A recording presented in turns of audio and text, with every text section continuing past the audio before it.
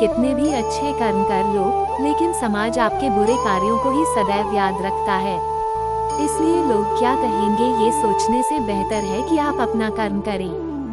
जन्म लेने वाले के लिए मृत्यु उसी प्रकार निश्चित है जितना कि मरने वाले के लिए जन्म लेना।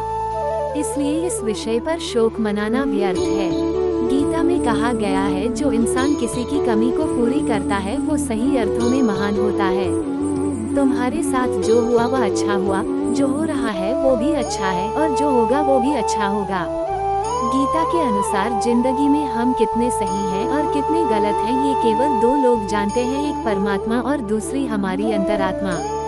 जीवन का आनंद ना तो भूतकाल में है और ना भविष्यकाल में, बल्कि जीवन तो बस वर्तमान को जीने में है। जब तक शरीर है तब तक कमजोरियां तो रहेगी ही, इसलिए कमजोरियों की चिंता छोड़ो और जो सही कर्म है उस पर अपना ध्यान लगाओ।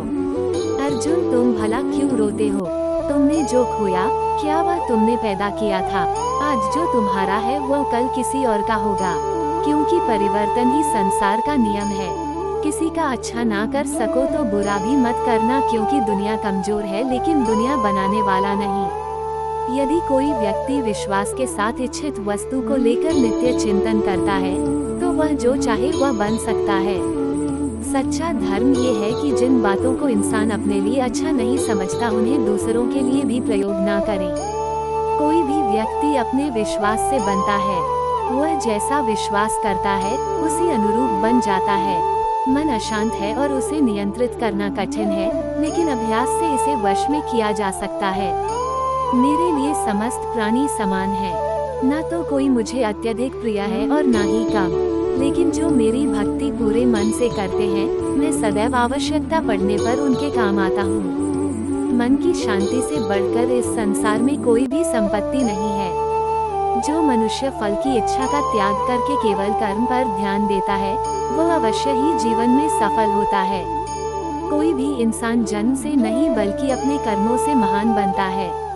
अपना, पराया, छोटा, बड़ा इत्यादि को भूलकर यह जानो कि यह सब तुम्हारा है और तुम प्रति एक के हो। बिना फल की कामनाएं ही सच्चा कर्म है। ईश्वर चरण में हो समर्पण वही केवल धर्म है। जो व्यक्ति क्रोध करता है उसके मन में भ्रम पैदा होता है, जिससे उसका बौद्धिक तर्क नष्ट हो जाता है और तभी व्यक्ति का धीरे धीरे पतन होने लगता है। गीता में लिखा है, जब इंसान की जरूरत बदल जाती है तब इंसान के बात करने का तरीका बदल जाता है। इस संपूर्ण संसार में अपकीर्ति मृत्यु से भी अधिक खराब होती है। सदैव संदेह करने वाले व्यक्ति के लिए प्रसन्नता ना इस लोक में है ना ही कहीं और। जीवन में सफलता का ताला दो चाबियों से खुलता है, एक कठिन परिश्रम और दूसरा दृढ़ संकल्प। जो मन को नियंत्रित नहीं करते उनके लिए वह शत्रु के समान कार्य करता है। कठिन परिश्रम से बचने के लिए व्यक्ति को भाग्य और ईश्वर की इच्छा जैसे बहानों के बजाय चुनौतियों का सामना करना चाहिए। गीता में कहा गया है, कोई भी अपने कर्म से भाग नहीं सकता, कर्म का फल तो भुगतना ही पड़ता है। मनुष्य को अपने कर्मों के अच्छे और बुरे फल के विषय में सदैव सोचकर चिंताग्रस्त नहीं होना चाहिए। मनुष्य अपने विश्वास से निर्मित होता है, जैसा वह विश्वास करता है वैसा वह बन जाता है। जो मनुष्य प्रतिदिन खाने, सोने और आमोद प्रमोद के कार्यों में लिप्त रहता है वह नियमित तौर पर योगाभ्यास करके समस्त क्लेशों से छुटकारा पा सकता है। जब इंसान अपने काम में आनंद खोज लेते हैं तब वे पूर्णता प्राप्त करते हैं। श्रीमद् भागवत गीता का मुख्य उद्देश्य मानव कल्याण करना है, इसलिए प्रत्येक मनुष्य को सदैव मानव कल्याण की ओर अग्रसरित रहना चाहिए। जब भ्रमित अर्जुन कुरुक्षेत्र में सलाह के लिए अपने सारथी भगवान कृष्ण के पास गए तो भगवान कृष्ण ने कुछ तर्क संगत दार्शनिक अवधारणाएं बताईं जो आज भी प्रासंगिक हैं। भगवद गीता एक महाकाव्य ग्रंथ है जिसमें हमारी सभी समस्याओं का उत्तर है। स्वतंत्रता आंदोलन के समय कई नेताओं के लिए प्रेरणा की पुस्तक थी।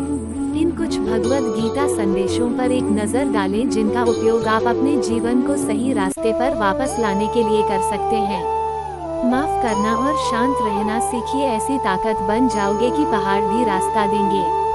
व्यक्ति को अपनी इंद्रियों को वश में रखने के लिए बुद्धि और मन को नियंत्रित रखना होगा। जो होने वाला है वो होकर ही रहता है, और जो नहीं होने वाला वो कभी नहीं होता।